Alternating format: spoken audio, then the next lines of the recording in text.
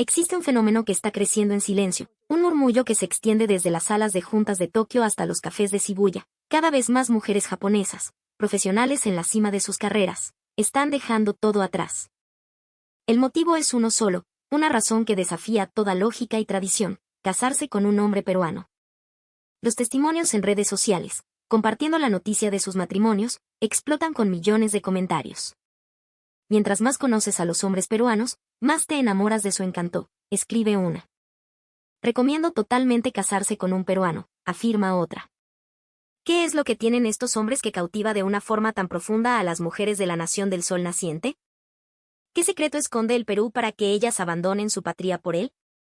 La respuesta es tan sorprendente como sanadora.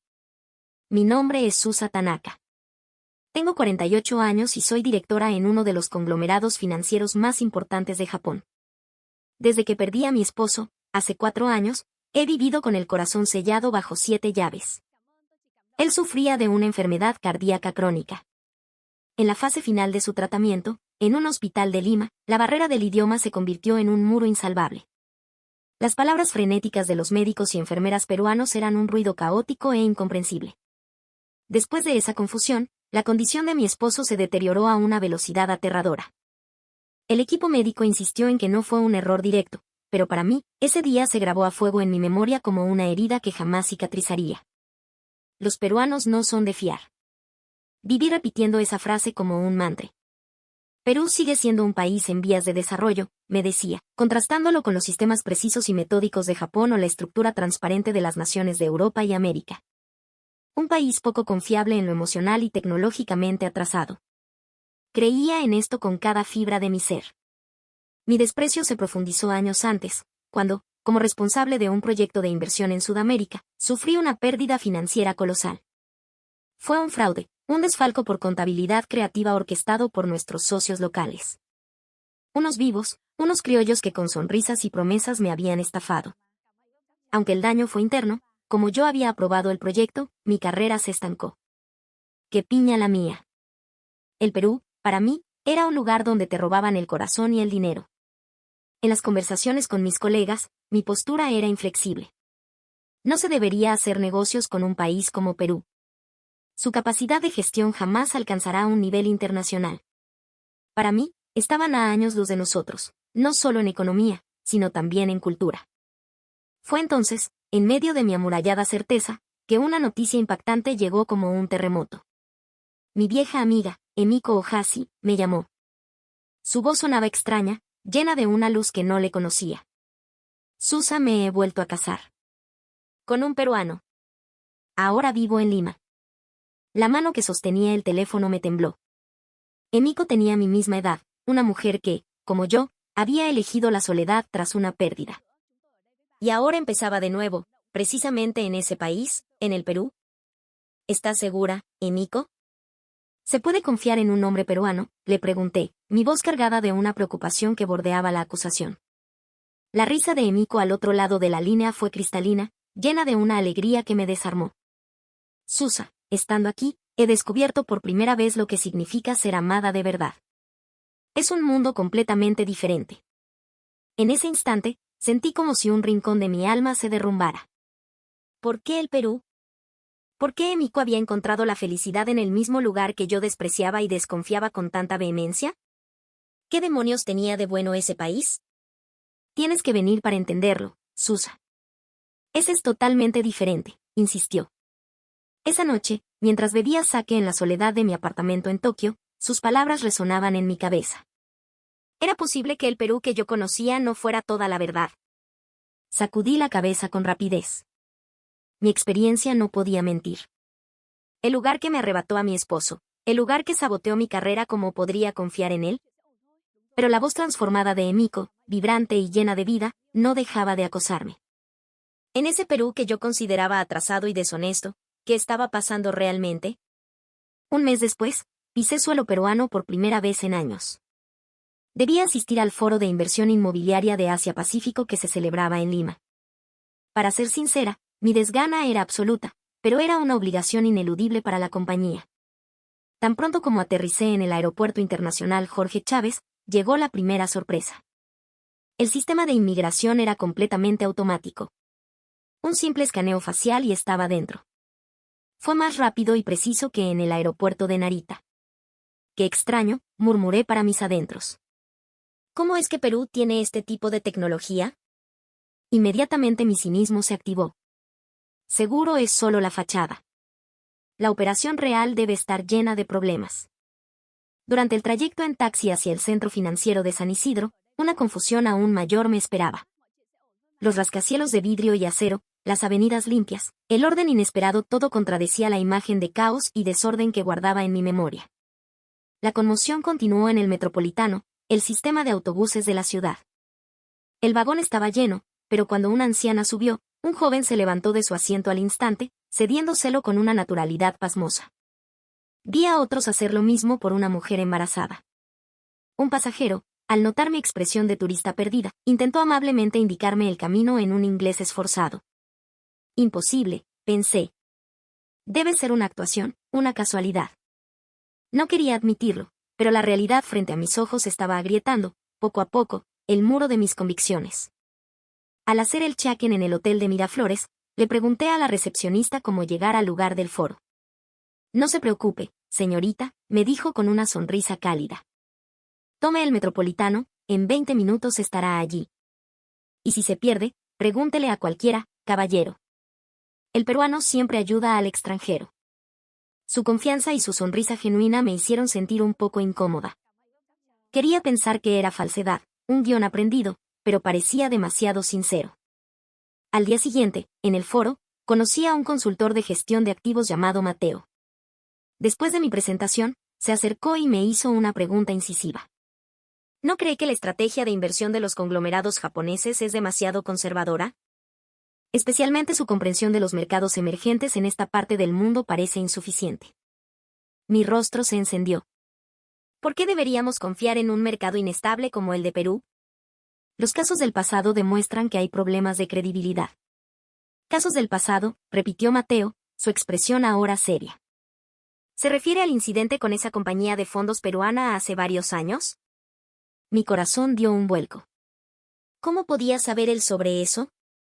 Lo que me descolocó aún más fue su seguridad y la lógica sistemática de su argumento. Sobre ese tema, continuó, tengo mucho que decir. Pero ahora no es el momento adecuado. De vuelta al hotel, mi mente era un torbellino. La pregunta afilada de Mateo, su porte de caballero, la modernidad de Lima, la amabilidad espontánea, todo chocaba violentamente con mis prejuicios. Cuando me perdí tratando de encontrar la estación correcta, un estudiante universitario peruano me acompañó personalmente hasta la puerta de mi hotel. Cuando le di las gracias profusamente, simplemente se encogió de hombros. Es lo que se debe hacer, causa. Si mis padres estuvieran en el extranjero, también necesitarían ayuda. Esa noche, recibí un mensaje de Emiko. Susa, ya que estás en Lima, ¿nos vemos mañana? No nos vemos hace 5 años, te extraño. La idea de verla me emocionaba, pero también me aterraba. Temía que la Emiko transformada por el Perú terminara de demoler el último bastión de mis creencias. A la tarde siguiente, nos encontramos en un café en el corazón de Miraflores. La Emiko que apareció ante mí era otra persona. Su piel brillaba, su rostro estaba radiante de energía, parecía 15 años más joven. Susa, tanto tiempo, exclamó, abrazándome con una fuerza que me sorprendió. Su sonrisa era tan genuina que me sentí completamente desorientada. ¿Dónde estaba la Emiko cautelosa y melancólica que yo recordaba? Has cambiado tanto, Emiko. Eres como otra persona. Aquí he cambiado mucho, sí. Hasta yo me sorprendo, dijo riendo. Susa, para ser honesta, en Japón yo era una mujer muerta en vida. Me contó la historia de su esposo peruano, Santiago, cómo se conocieron, cómo se casaron y lo inmensamente feliz que era. Para mí, cada palabra sonaba como un cuento de hadas, pero la verdadera conmoción, la que me rompería por completo, llegó al día siguiente. En el último día del foro, Mateo se me acercó en silencio. Sobre la pregunta de ayer todavía tengo algo que decirle. ¿Podemos hablar en un lugar más tranquilo? ¿De qué se trata?, pregunté, intrigada. En un café cercano, Mateo fue directo al grano. Sobre el incidente de la compañía de fondos peruana hace años, la persona que denunció el fraude internamente fui yo. mi mente se quedó en blanco. ¿Qué? Supe que se estaba maquillando la contabilidad dentro de nuestra propia empresa. Así que informé del asunto directamente a la Agencia de Supervisión Financiera de Japón. Como resultado, su conglomerado se salvó de una pérdida mucho mayor. Mis piernas flaquearon. Yo, que había odiado, despreciado y desconfiado de los peruanos durante años, descubría ahora que la persona que había salvado mi chamba, que había evitado una catástrofe para mi empresa, había sido un peruano. ¿Por qué? ¿Por qué lo hizo, si era su propia empresa?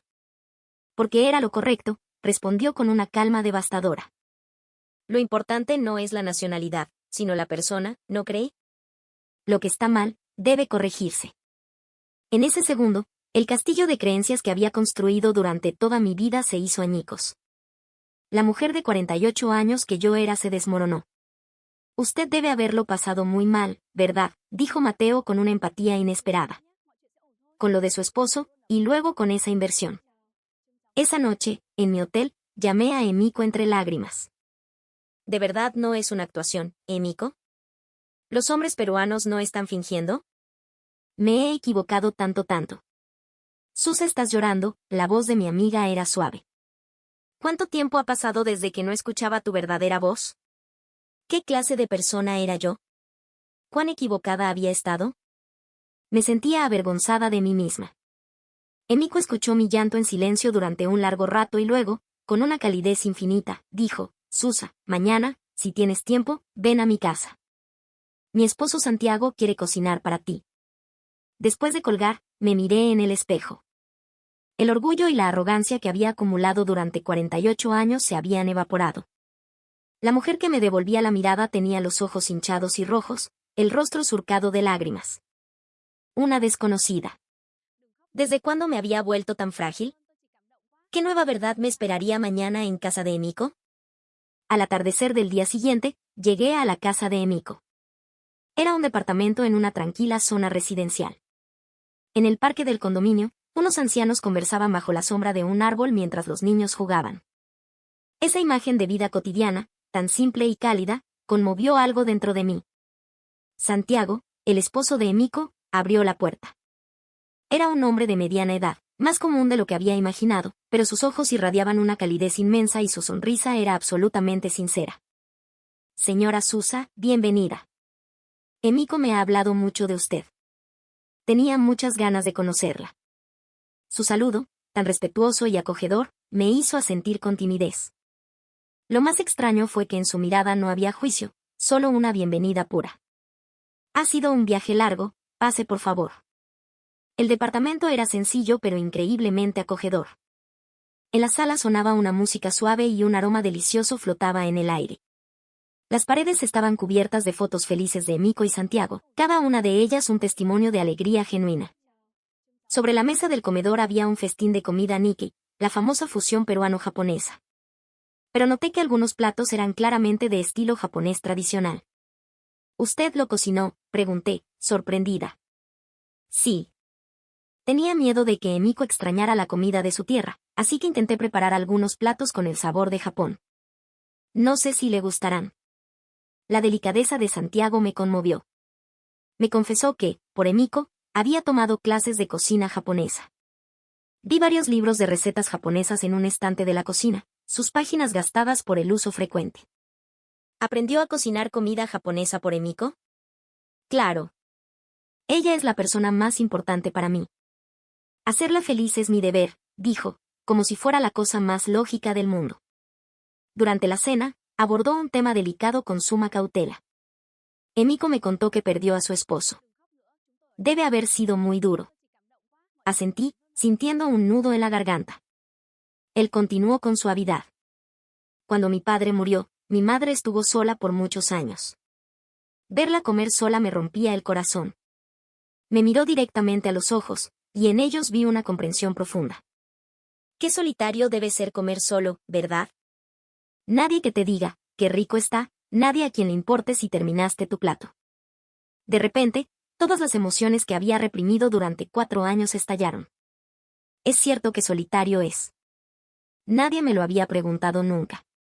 El vacío que sentía cada vez que me sentaba a la mesa, El anhelo de tener a alguien a mi lado, un extraño, un peruano, lo entendía perfectamente. Disculpe, no sé qué me pasa. Intenté secarme las lágrimas, pero fluían sin control. Llénese de lágrimas si lo necesita, señora Susa, dijo Santiago, pasándome un pañuelo. Aquí no tiene que ocultar sus sentimientos. Si está triste, llore. Si está feliz, ría. Es natural. No somos máquinas. Sentir es lo más hermoso que tenemos. Se sentó a mi lado en silencio, sin apurarme, sin mostrar la más mínima impaciencia. Simplemente, estaba ahí. Emiko tomó mi mano. Susa, decidí vivir en Perú después de escuchar esas mismas palabras. Tener a alguien que entiende tu soledad de verdad no tiene precio. Fue entonces cuando comprendí. En Japón, todos me decían, sé fuerte, sé independiente. Pero aquí, en el Perú, mi debilidad era aceptada. Mis lágrimas eran comprendidas. Has cambiado tanto, de verdad, le dije a Emiko, viendo en sus ojos una paz y una satisfacción que nunca antes había presenciado. Sí, he cambiado. Me he convertido en mi verdadero yo. Sin armaduras, sin pretensiones. Después de la cena, llegó la madre de Santiago, una mujer de más de 80 años que caminaba lentamente con un bastón. Apenas me vio, dejó el bastón a un lado y tomó mis dos manos entre las suyas, que eran cálidas y ásperas. Has sufrido mucho, hijita. Sé lo duro que es estar sola. Yo también pasé por eso. El calor de sus manos se transmitió directamente a mi corazón, y rompí a llorar de nuevo. ¿Desde cuándo era tan débil? ¿O es que siempre había sido así de frágil y solitaria, fingiendo ser fuerte? La abuela me dio unas palmaditas en la espalda.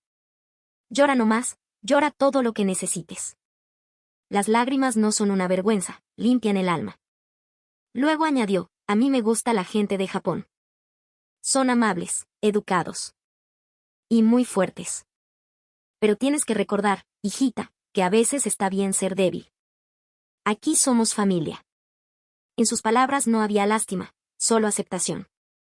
Me contó cómo había superado la soledad tras la muerte de su esposo, cómo había encontrado un nuevo sentido a la vida. No hay invierno que dure para siempre. La primavera siempre llega. Sus ojos brillaban con sabiduría. Esa noche, Emiko y yo conversamos solas mientras tomábamos un té. Afuera, la noche de Lima brillaba con miles de luces, pero la calidez dentro de esa casa era mucho más deslumbrante. Emiko, qué tonta he sido. Qué equivocada estaba sobre el Perú. Cuán arrogante he sido. Susa, lo importante es que ahora lo sabes. Si abres tu corazón, el mundo cambia. Pero tengo 48 años. ¿No es demasiado tarde? Emiko me miró, sus ojos llenos de aliento. ¿Sabes? Cuando llegué al Perú, pensaba lo mismo. Pero ahora estoy convencida, para amar y ser amado no hay edad. Si el corazón es joven, la persona es joven. Algo en lo más profundo de mi ser comenzó a cambiar. El hielo que había aprisionado mi corazón durante 4 años empezó a derretirse, como si una cálida brisa primaveral hubiera soplado en el rincón más oscuro de mi alma. Pero aún tenía miedo. ¿Podría realmente confiar y amar a alguien de nuevo? ¿Merecía yo ser amada? Días después, Emiko me llevó a un lugar especial, un centro comunitario en el centro de Lima donde se celebraba una reunión de mujeres japonesas de mediana edad. Aquí te darás cuenta de que no eres la única, me dijo. Hay muchas mujeres japonesas que han encontrado una nueva vida en el Perú. La sala estaba decorada con calidez. En las mesas había té y pequeños bocadillos. Las asistentes eran mujeres de mi edad, de finales de los 40 y principios de los 50, que vivían una vida completamente diferente en este país. La moderadora, una mujer llamada Yumi Tanaka, que llevaba 10 años en Perú, nos dio la bienvenida. Este es un lugar para compartir nuestras experiencias y darnos fuerza. La historia de cada una es valiosa. La primera en hablar fue Akemi Sato, de 45 años. Me volví a casar con un peruano hace 5 años, dijo con una sonrisa radiante. En Japón, la gente murmuraba sobre mí, la viuda. Mis hermanos, mis amigos, todos me miraban con ojos extraños. Pero aquí, nadie me miró así. La familia de mi esposo, la primera vez que me vieron, me dijeron, bienvenida a la familia. Dijeron que el pasado no importa, lo que importa es la felicidad del presente. sentí sus lágrimas asomando. Por primera vez sentí que me aceptaban completamente. No por mis condiciones, no por mi pasado, sino por ser yo. Luego habló Anako Yamada, de 52 años, con la voz entrecortada. Mi esposo tenía un cáncer terminal. El equipo médico y las enfermeras en Perú no solo trataron su cuerpo, sino que cuidaron el corazón de toda nuestra familia. Mi esposo peruano me tomaba la mano todos los días y me decía, vamos a luchar juntos, mi amor. Incluso en sus momentos de mayor dolor, se preocupaba por si yo estaba cansada. Prometió estar a mi lado hasta el final, y cumplió su promesa. Hizo una pausa. En Japón, todos dicen, acepta la realidad, sé fuerte. Pero aquí, me dijeron, está permitido ser débil. Está permitido estar de duelo. Está permitido amar profundamente. En ese momento, mi corazón se quebró. Cuando mi esposo enfermó, yo estaba completamente sola en el pasillo helado de aquel hospital. El tratamiento protocolario, las palabras de consuelo vacías, todo me hacía sentir más sola. Nunca supe lo importante que era la certeza de ser amado, susurró Keiko Suzuki, de 60 años. En Japón, a medida que envejeces, sientes que te vuelves invisible, especialmente después de perder a tu esposo. Pero aquí, incluso a mi edad, los vecinos me llaman, hermanita, me tratan con un respeto inmenso. Mis amigos peruanos dicen que la edad trae sabiduría, que las arrugas son las medallas de la vida. Sonrió. Ahora tengo 70 años, pero me siento más viva que a los 40, porque sé que soy necesitada y valorada. Al escuchar sus historias, me di cuenta de la cualidad especial que tenía el Perú, una asombrosa cultura de aceptación, sin importar la edad, el pasado o la nacionalidad. Al principio tuve problemas con el idioma, añadió otra mujer. Pero si los corazones se comunican, no hay problema. Los peruanos entienden la sinceridad.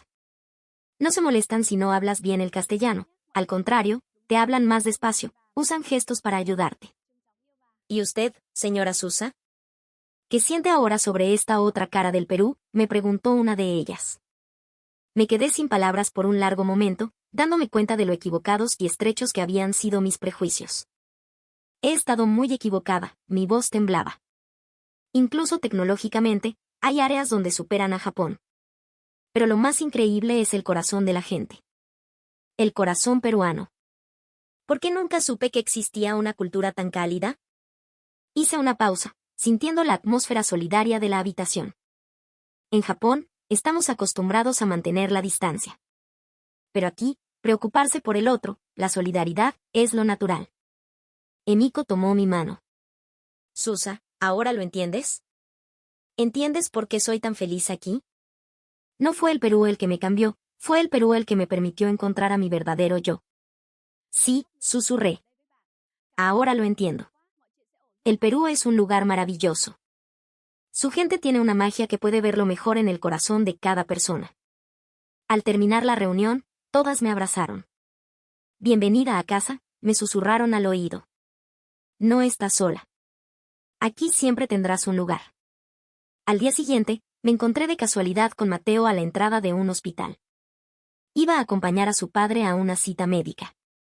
La imagen me dejó sin aliento.